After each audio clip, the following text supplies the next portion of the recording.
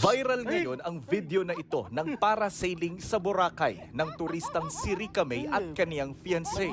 You're bad. Your reaction is so funny. Huwag ka nag... Habang nasa Alapaap kasi sila, ang humihila sa kanilang speedboat biglang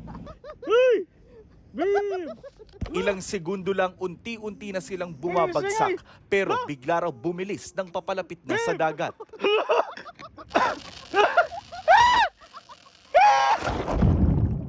Nang may dumating ng rescue boat, doon na raw napagtanto nila Rica na hindi tama ang nangyari. Nag-dive sila pababa para tanggalin po yung mga bakal ba na nakakabit, gano'n yung vest.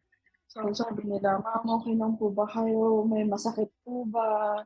May tumama po ba sa inyo? Sa investigasyon, lumabas na sumabit pala ang hélice ng makina sa mga lumulutang na patay na seagrass. Wala naman daw silang injuries.